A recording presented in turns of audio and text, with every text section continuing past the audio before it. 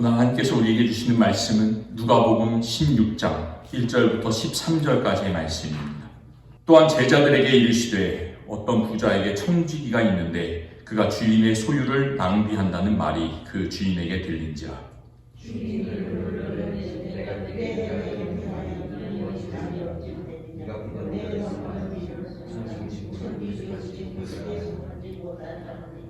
청지기가 속으로 이르되 주인이 내 직분을 빼앗으니 내가 무엇을 할까? 땅을 파자니 힘이 없고 빌어먹자니 부끄럽구나.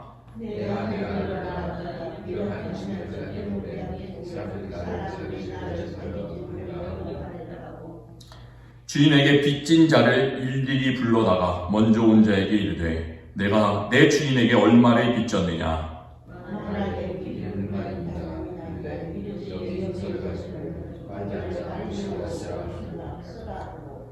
또 다른 이에게 이르되 너는 얼마를 빚졌느냐? 이르되 100석이니이다. 이르되 여기 내 증서를 가지고 80이라 쓰라 하였는지라.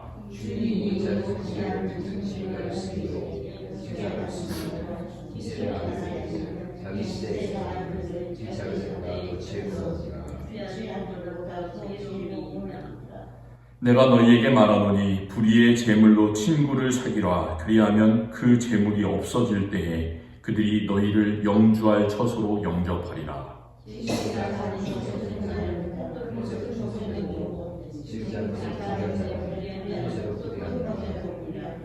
너희가 만일 불의한 재물에도 충성하지 아니하면 누가 참된 것으로 너희에게 맡기겠느냐?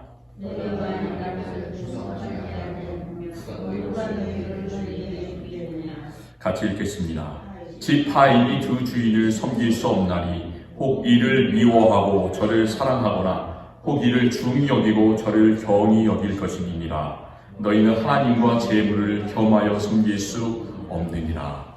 아멘. 우리는 오늘 이 비유, 예수님께서 말씀하신 옳지 않은 청지기라고 제목이 붙어 있을 텐데요. 그 옳지 않은 청지기라고 불리는 누가복음 16장에 나오는 말씀을 읽었습니다. 이 옳지 않은 청지기의 상황에 내가 처한다 하고 생각해 보시기 바랍니다. 그럼 참 괴롭겠죠. 그런데 이 말씀을 읽는 우리에게는 이게 내 얘기가 아니라 다른 사람의 이야기다 라고 그냥 제3자의 이야기를 들으면 이 이야기는 우리에게 큰 재미를 가져다 줘요. 어떻게 이렇게 이야기가 웃길까 이런 생각이 듭니다. 이 사람은 보통 사람들이 생각하지 못한 그 기발한 생각과 또 행동을 하기 때문에 이 이야기가 참 웃깁니다. 그런데 이 비유는 세계에서 가장 높은 에베레스트 산 같은 거예요.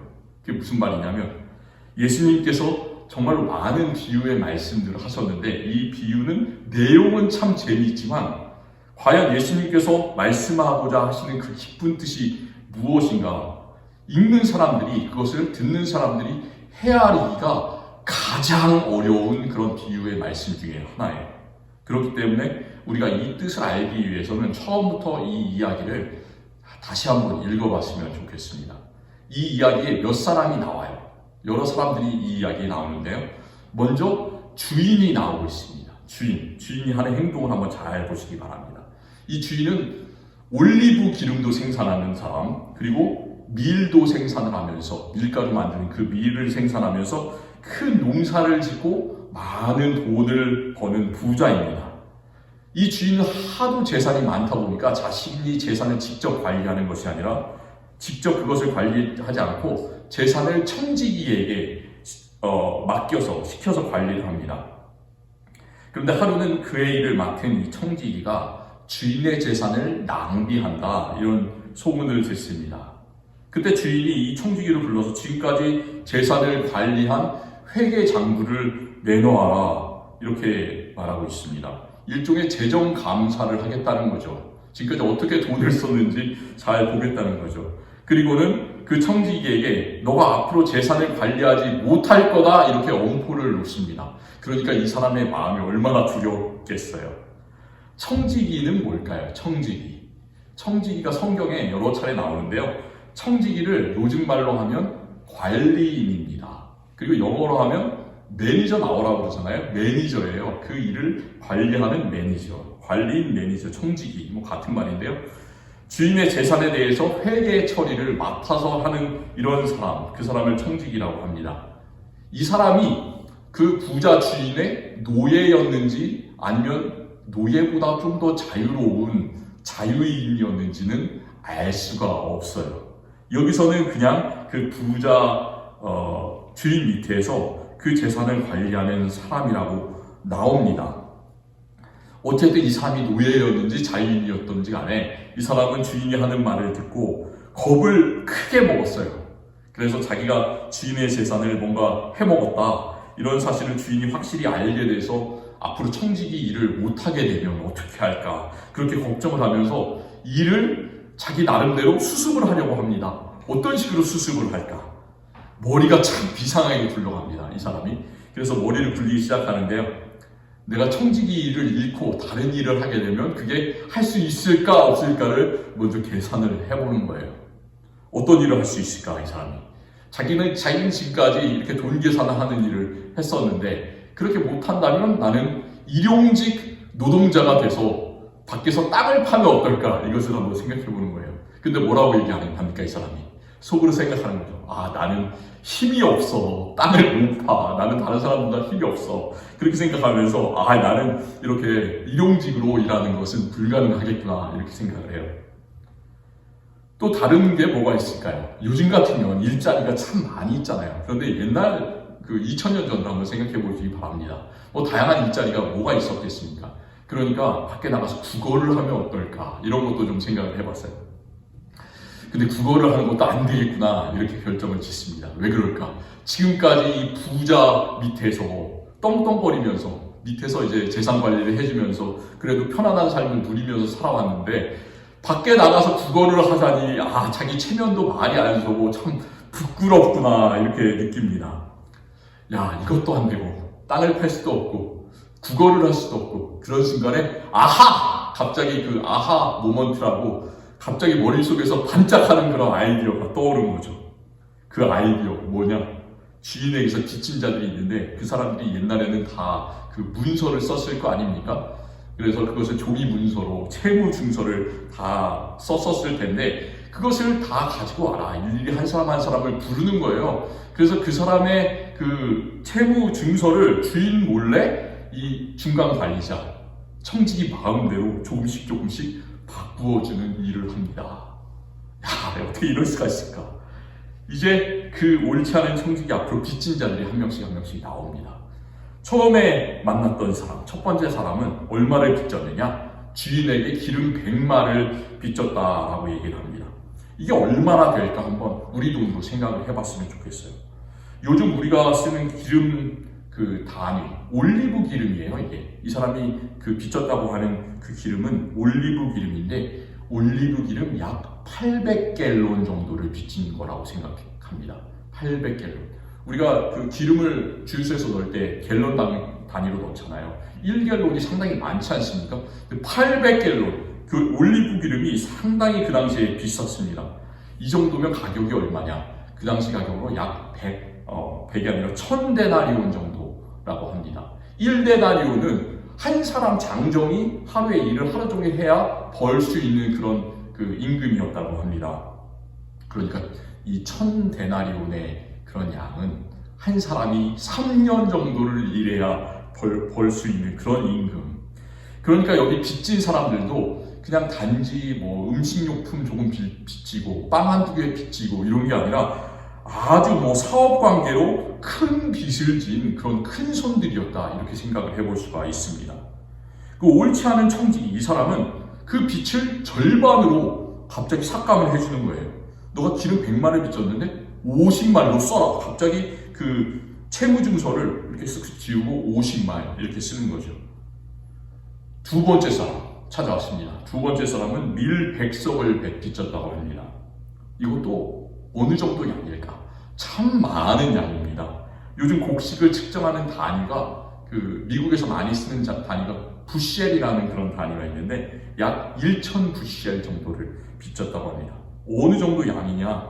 그게 약 3000데나리온 정도다.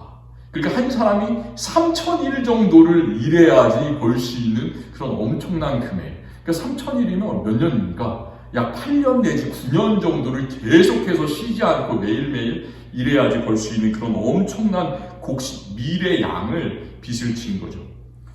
이 청지기는 그것도 20%를 뚝 이렇게 썰어가지고 감면을 해줍니다. 그래서 80% 정도만 이제 장부에다 남겨놓고 그것만 갚아라 이렇게 이야기를 합니다. 무슨 생각으로 이 청지기가 그런 일을 했을까? 참 머리가 똑똑한 사람이에요. 자기에게 빚을 감면받은 사람들이 자기에게 고맙게 생각해 줄 거 아니에요. 와, 내가 이만큼 빚졌는데 50%를 감면해주고 20%를 감면해줬으니까 자기가 청지기직을 잃더라도 이 사람을 나중에 직을 잃은 그 사람을 자기 집으로 불러줘서 잘 대해주고 먹고 살게 해줄 것이다. 이렇게 생각을 하고 이 사람들에게 자기 마음대로 빚을 탕감을 해주는 거죠. 이 웃긴 이야기에서 우리가 궁금한 점들이 상당히 많이 생깁니다. 예수님께서 과연 왜 이 이야기를 하셨을까? 무슨 말씀을 우리에게 하시고자 이런 이야기를 하셨을까? 예수님의 비유의 특징은 뭐냐면 단 한 가지로 생각될 수 있는 것이 아니라 예수님께서는 한 가지만을 한 이야기만을 하시는데 듣는 사람들은 그것을 여러 가지로 자기의 삶 속에서 적용을 해볼 수가 있는 거예요. 우리도 말씀을 듣다 보면 어느 사람은 이쪽에 더 포커스가 되고 다른 사람은 또 이것에 더 마음에 찔림이 오고 그렇지 않습니까? 예수님께서는 우리에게 그것을 요구하시는 거예요. 너의 상황에 맞게 이 말씀을 잘 알아듣고 적용해라. 이렇게 우리에게 말씀을 해주고 계십니다. 우리가 여러 가지 궁금증이 생겨요. 저도 이 말씀을 읽으면서 와, 참 대단하시다 예수님께서.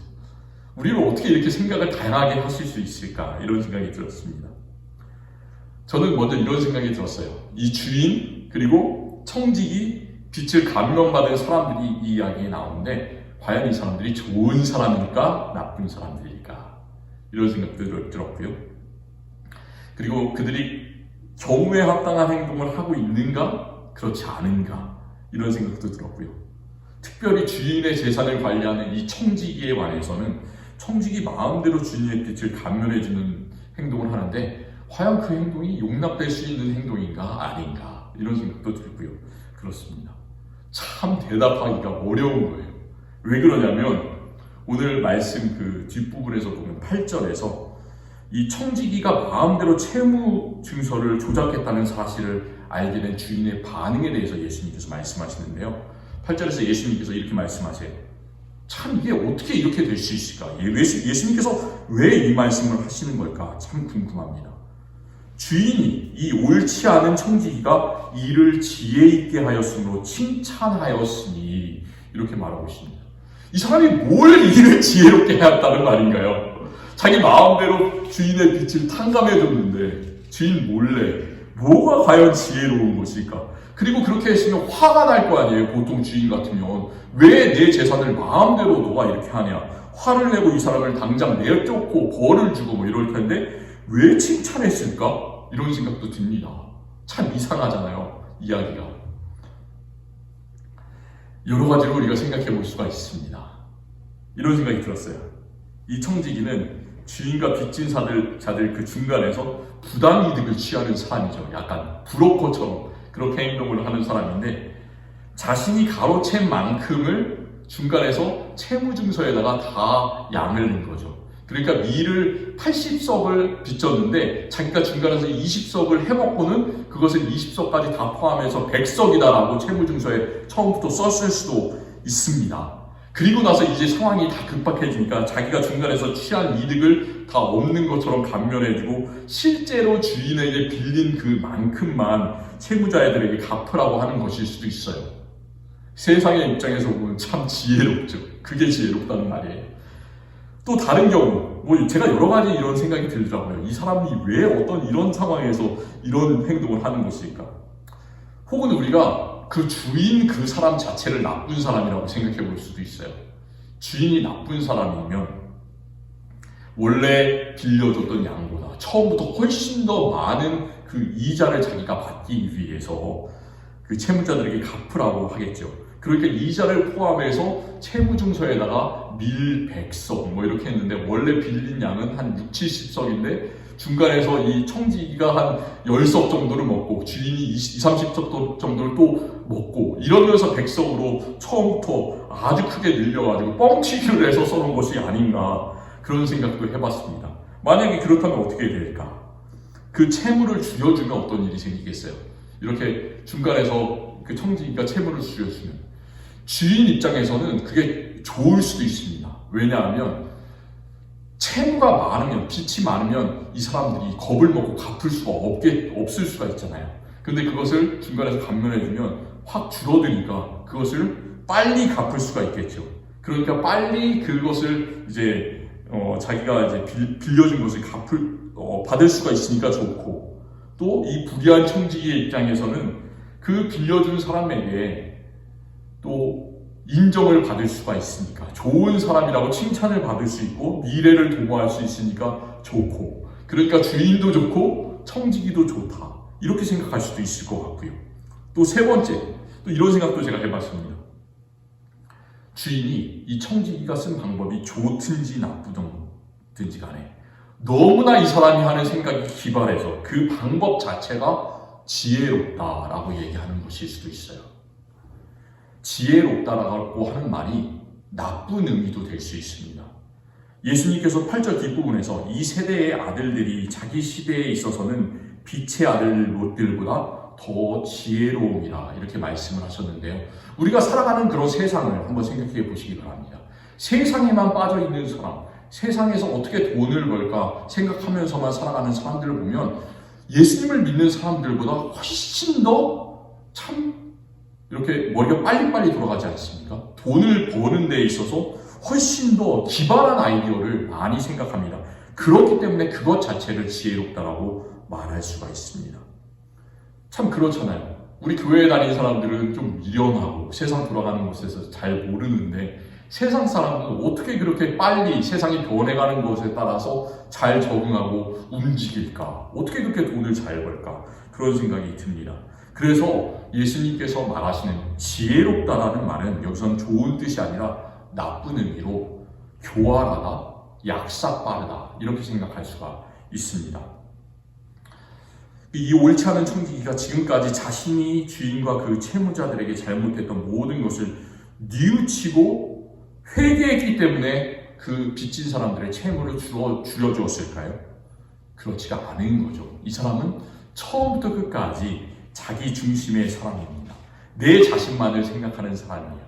내 자신이 어떻게 하면 이 직분을 이룬 다음에도 안전할까? 어떻게 하면 조금 더 미래를 도모할까? 어떻게 하면 이 어려운 궁지에서 조금 빨리 빠져나갈 수가 있을까? 그 방법만을 찾는 그런 사람입니다.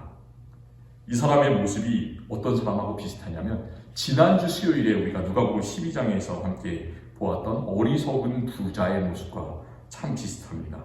그 어리석은 부자의 비유를 한번 잘 생각해보면, 그 부자는 처음부터 끝까지 오직 자기 자신만을 생각하면서 내 스스로 혼잣말을 하는 사람이죠. 내가 어떻게 하면 잘 살 수 있을까? 야, 이렇게 해보자. 내 스스로 지금 있는 창고를 허물고 더 크게 지어서 더 많은 곡식을 이렇게 거기다 모아두고 내가 평생 그것을 가지고 잘 먹고 잘 살겠다. 이렇게 처음부터 끝까지 내 자신만을 외치는 사람입니다. 그런데 그 사람에게 하나님께서 말씀하시죠. 내가 그 영혼을 다시 오늘 밤에 찾으리라. 그런 불행한 운명을 맞을 수도 있는 그런 사람입니다.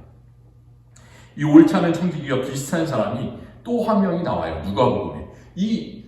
누가복음을 쓴 의사 누가는 우리가 하나님께 우리의 모든 것들을 쌓아놓는 것, 그리고 세상의 재물을 쌓아놓는 것, 이것 사이에서 어떤 것을 선택할까? 그래서 이 돈의 문제에 관해서 상당히 많은 이야기들을, 다른 복음서 기자들이 남기지 않는 그런 이야기들을 아주 많이 하고 있습니다.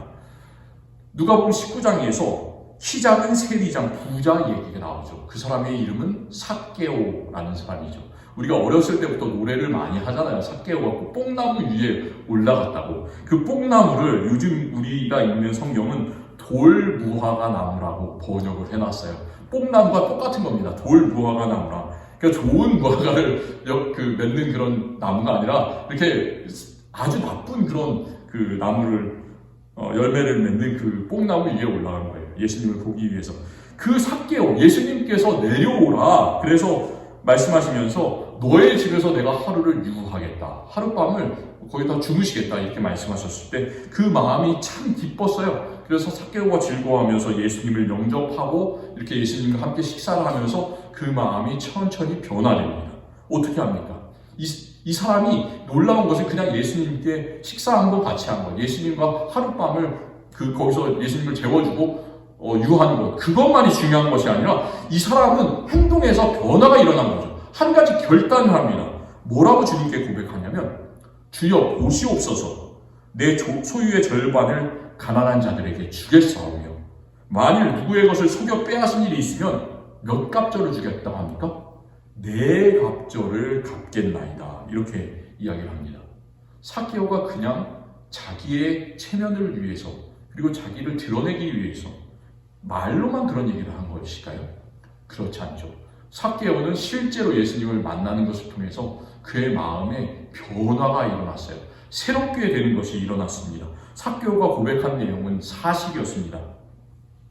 그렇기 때문에 그 마음의 진실한 변화와 회개를 보시고 예수님께서는 오늘 구원이 이 집에 이르렀으니 이 사람도 아브라함의 자손이미로다 이렇게 말씀하셨어요. 예수님께서는 삭개오가 변화되었다는 사실이 너무나 좋으셨어요. 그래서 잃어버린 그 삭개오를 구원하는 것, 그것을 기뻐하고 계십니다. 삭개오하고 오늘 우리가 읽은 이 청지기, 옳지 않은 청지기와 참 비슷한 사람입니다. 돈을 계산하는 사람이잖아요. 그리고 삭개오는 부당 이득을 취한 그런 사람이지 않습니까? 그런데 삭개오는 달랐죠. 진정한 회개의 모습을 예수님 앞에서 보였습니다. 그런데 오늘 말씀에서 읽은 청지기는 마음대로 주인의 그 채무 증서를 받고 쓰는 그런 모습을 보이고 있습니다. 참 교활한 모습을 끝까지 보이고 있어요. 한 명은 진정한 주님의 제자, 진정한 청지기가 되었고 다른 한 명은 계속해서 교활하고 약삭빠른 그런 세상의 삶을 살아가고 있습니다. 예수님께서 과연 오늘 이 옳지 않은 청지기를 통해서 우리에게 말씀하고자 하시는 바는 무엇일까? 우리는 이 말씀을 통해서 우리 자신에게 깨닫는 바를 다르게 생각할 수 있습니다. 여러 다른 각도에서 생각할 수 있습니다. 다르게 이해할 수가 있어요. 다르게 해석할 수 있습니다.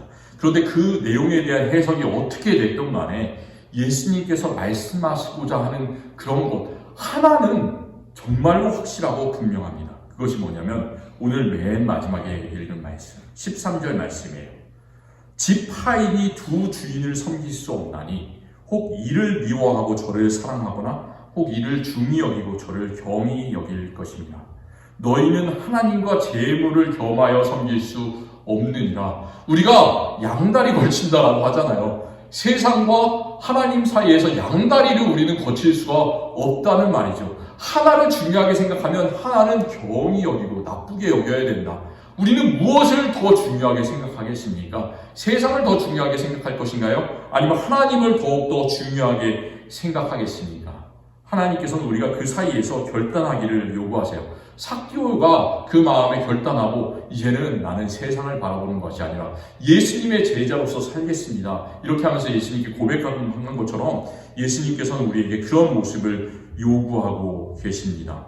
예수님께서는 우리가 누가복음 16장에 나오는 이 옳지 않은 청지기처럼 살아갈 것을 원하지 않고 계십니다. 예수님께서 우리가 가정에서 또 직장에서 그리고 교회와 세상에서 진실한 청지기가 되어라. 그것을 우리에게 요구하고 계십니다. 예수님께서 청지기에 관해서 누가복음 12장 42절에서 이런 말씀을 하세요. 제자들에게 이렇게 물어보십니다. 주께서 이르시되 예수님께서 말씀하시기를 지혜 있고 진실한 청지기가 되어 주인에게 그 집 종들을 맡아 때를 따라 양식을 나누어 줄 자가 누구냐 이렇게 물어보세요. 그 말이 무슨 뜻일까요? 이 진실한 청지기가 이 세상에 적다는 말일까요? 많다는 말일까요? 예수님은 아파하시면서 마음에 슬퍼하시면서 이 말씀을 하시는 거죠. 진실한 청지기가 없기 때문에 하나님의 일을 맡아서 할 수 있는 그런 청지기가 별로 없기 때문에 그 직종들을 맡아서 때를 따라 나누어 줄 자가 누구냐 이렇게 말씀하고 계세요. 대부분의 청지기는 누가복음 16장에서 나오는 불의한 청지기처럼 행동한다는 그런 말이죠. 사도 베드로도 베드로전서 1장 10절에서 청지기에 관해서 이렇게 말씀합니다. 이 청지기는 교회에서 직분을 맡은 청지기들이에요. 각각 은사를 받은 대로 하나님의 여러 가지 은혜를 맡은 선한 청지기같이 서로 봉사하라 이렇게 말씀하고 있습니다. 내가 받은 은사가 더 크다. 그것을 자랑하고 다른 사람 앞에서 더 드러내는 것이 아니라 내가 은사를 받은 대로 그 큰 은사든 작은 은사든 하나님께서 주신 은사는 다 똑같다는 말이죠. 다 하나님께서 귀히 여기시는 그런 은사라는 그런 말씀입니다. 그래서 그런 것들이 다 하나님께서 주신 선물, 은혜인데 그것을 받은 사람은 다 선한 청지기같이 그냥 봉사하라가 아니라 서로 봉사하라. 너도 봉사하고 나도 봉사하고 서로를 위해서 그 은사를 잘 사용하라라는 그런 말씀입니다. 바울도 에베소서 4장 28절에서 비슷한 말씀을 하세요. 도둑질하는 자는 다시 도둑질하지 말고 돌이켜 가난한 자에게 구제할 수 있도록 자기의 손으로 수고하여 선한 일을 하라. 선한 청지기가 되라 라는 말이죠. 자신의 손으로 수고하라는 말이에요. 우리 성도들 그리고 저는 선한 청지기입니까? 아니면 다른 사람들보다 내 자신만을 위해서만 일하는 옳지 않은 청지기, 누가복음 16장에 나오는 이런 사람 같은 사람인가요? 우리가 진실한 선한 청지기가 되기 위해서는 기억해야 되는 것 한 가지가 있어요. 청지기라는 말이 어떤 뜻인지를 잘 알았으면 좋겠습니다. 청지기라는 말의 원래 뜻은 헬라어로는 성경에 헬라어로 쓰였는데요. 오이코라는 말, 첫 번째 앞에 부분은 오이코라는 말, 이 말은 집이라는 말이에요. 집이라는 말이고요. 노모스라는 말, 그 말이 합쳐진 말이에요. 노모스라는 말은 어떤 뜻이냐면 규율, 법칙, 질서라는 말입니다. 그래서 청지기라는 말은 오이코 노모스라는 말입니다. 이 두 단어가 합쳐진 말인데요. 그러니까 어떤 뜻이냐면 청지기는 그 집에 규율을 세우는 사람이다. 그 집에 질서를 세우는 사람이다 라는 그런 뜻입니다. 그 집이 있는데 집이 정해진 그 규칙을 따라서 아주 잘 돌아가게 하는 사람이죠. 그 집이 어떤 집이냐면 그 집이 내가 사는 집이 될 수도 있고요. 바운더리가 쳐진 모든 공간, 테두리가 있는 모든 공간은 다 집이에요. 내가 사는 집도 집이고요. 그것이 교회, 우리 교회도 테두리가 있지 않습니까? 어떤 우리 교인들의 테두리, 우리 교회 그 건물의 테두리가 있는데 교회에도 테두리가 있고 사회에도 테두리가 있고 이 지구상에도 테두리가 이렇게 있잖아요. 그것이 다 집입니다. 그 가정이건 교회건 그것이 세상이건 사회이건 간에 그런 사람들, 그것을 잘 돌아가게 유지하는 사람들이 다 필요합니다. 그런데 청지기로서 기억해야 되는 것은 청지기는 그것을 자기 마음대로 하는 사람이 아니라 주인이 아니라는 거죠. 청지기는 주인이 아니에요. 단지 주인이 있는데 그 주인의 명령을 받아서 관리하는 책임을 받은 위임을 받은 사람이라는 뜻이죠. 위임을 받은 사람, 보내심을 받은 사람이라는 그런 말입니다. 저도 앵커리지 제일한인장로교회 위임 목사가 됐는데요. 위임 목사라는 말은 그냥 마음대로 하는 사람이라는 그런 말이 아니라 평생을 마음대로 하는 사람이라는 말이 절대 아니라 하나님께 위임을 받아서 하나님의 뜻을 잘 증거하고 전파하고 하나님의 뜻대로 행하는 그런 목사라는 그런 뜻이에요. 우리는 다 하나님께 위임을 받은 그런 사람들입니다.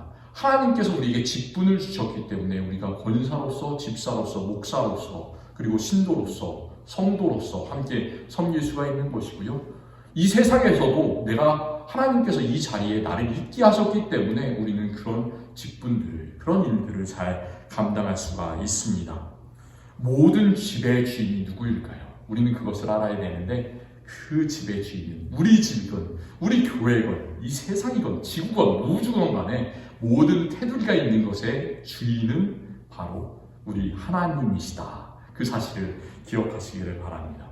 그래서 성전을 지었던 사람, 하나님의 그 아름다운 성전을 자기 손으로 지었던 사람 누구입니까? 솔로몬이 이렇게 노래하고 있어요.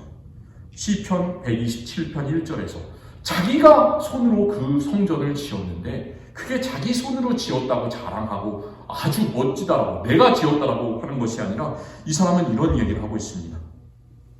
여호와께서 집을 세우지 아니하시면 세우는 자의 수고가 헛되며 여호와께서 성을 지키지 아니하시면 파수꾼의 깨어있음이 헛되도다. 다 그런 거예요.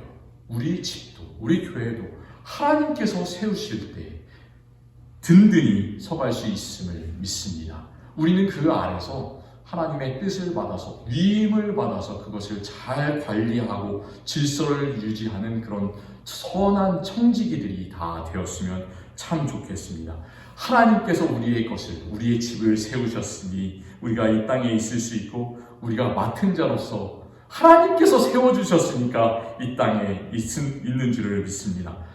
사도 바울이 그렇게 고백했잖아요. 나의 나된 것은 모두가 누구의 은혜입니까? 하나님의 놀라우신 은혜 때문이다. 내가 여기 있는 거, 내가 이곳에서 집사가 되고 장로가 되고 권사가 되고 목사가 된 것도 다 하나님의 은혜 때문이구나. 이런 사실을 기억한다면 늘 겸손하고 우리가 교만하지 않고 분수에 맞게 내가 아니라 하나님을 최고로 높이면서 늘 살아갈 수 있음을 믿습니다. 언제 어디서나 선한 청지기로서 살아가는 우리 모두가 되시기를 바랍니다. 그때 하나님께서는 더 충성된 하나님의 종으로 우리 모두를 높여주심을 믿습니다. 주님 감사합니다. 우리의 생명이 주님 한 분께만 있음을 고백합니다. 주님께서 나를 여기에 있게 하셨기 때문에 우리가 여기에 있습니다. 모든 것이 다 하나님의 은혜입니다.